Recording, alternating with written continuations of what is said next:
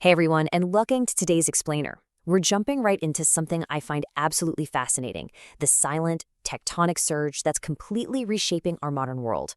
And look, we're not just talking about cars here.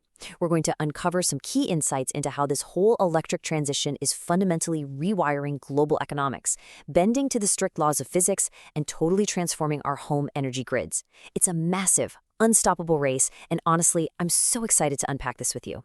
So here's our roadmap for today. We're going to hit 1. The global market shift. 2. The mass adoption threshold. 3. Physics takes the wheel. 4. Erasing range anxiety. 5. The social charging movement. And 6. The power plant on wheels. Let's get right into it. Section 1. The global market shift. Right now, the global automotive sector is going through a structural shakeup unlike anything we've seen in 100 years. On one hand, you've got traditional legacy manufacturers. They're being very measured, very protective of all their massive investments in internal combustion engines. But on the flip side, you have these emerging tech-led brands, vertically integrated powerhouses like BYD, and they are taking off like rockets.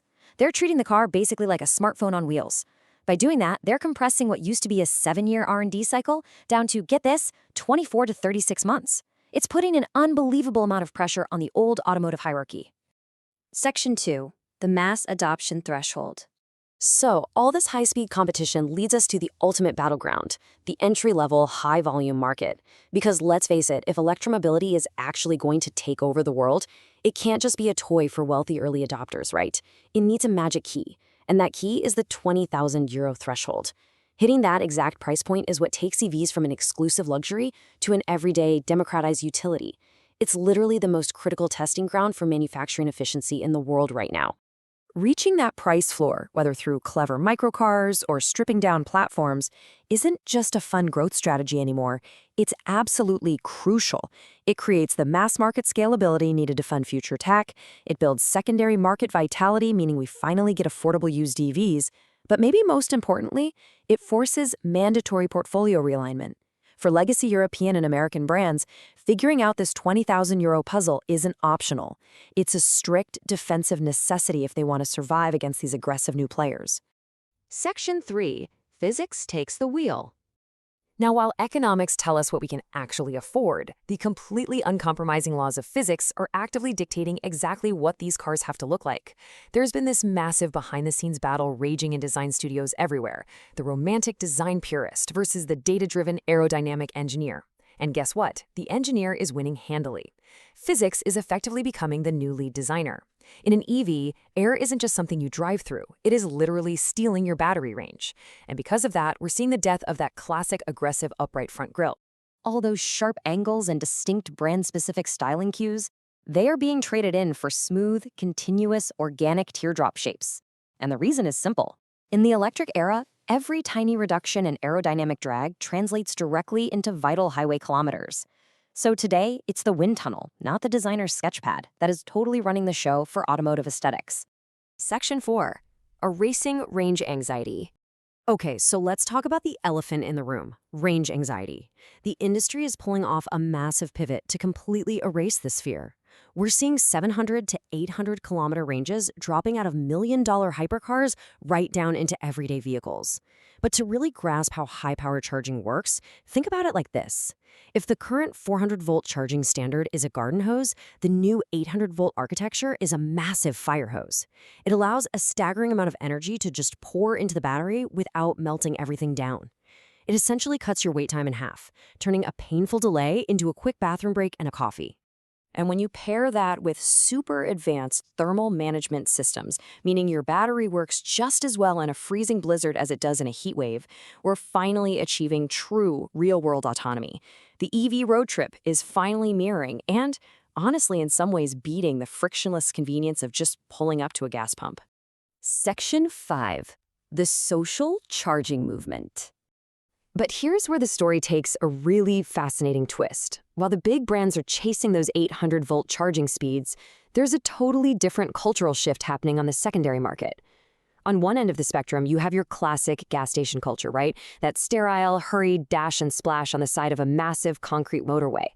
But on the other end, buyers of those older first-generation EVs are embracing something called social charging. Because their cars charge a bit slower and have less range, they're just completely bypassing the main highways. Instead, they're hunting down chargers in these beautiful, hidden peripheral villages. It's brilliant, really.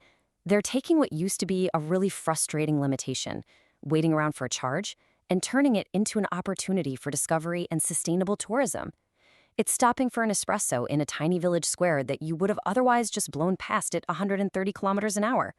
It just goes to show that sometimes a technical limitation can actually bring a little bit of romance back into travel. Section 6. The power plant on wheels. Now, the absolute most radical shift we're talking about today actually happens when the car stops moving entirely and is just parked in your driveway. Thanks to vehicle-to-home and vehicle-to-grid technologies, the very definition of a car is changing. Think about its roles now. 1, it's transport. 2, it's a massive home battery. And 3, it's localized grid support. Your car is transforming from an asset that just loses money sitting there into a high-capacity, decentralized power plant that lives right in your garage. So, what does this mean for you? It means a radical optimization of your total cost of ownership. Think about it. This giant battery can literally keep your lights on and your fridge running during a local blackout, keeping your family safe.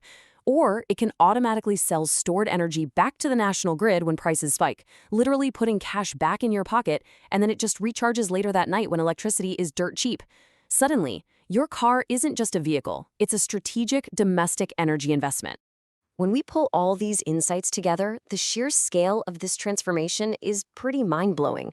We've got the market tectonics of Asian tech brands pushing legacy automakers to the brink. We have physics literally reshaping cars into aerodynamic teardrops. We've got 800-volt fire hoses of electricity, the unexpected charm of social charging, and of course, those VTG utilities turning your garage into a power plant. This whole electric transition, it's so much more than just swapping out the fuel we use. It's a fundamental redesign of global economics, how we travel, and how we secure our home energy. So, I'll leave you to ponder this provocative thought. Is your next car actually your next home appliance? It's definitely something to chew on. Well, before we wrap up this explainer, I just want to deliver a very heartfelt thank you to all of our listeners. Your precious contribution, which is deeply appreciated, is what makes this show possible. Keep asking those big questions, stay curious, and I will catch you in the next explainer.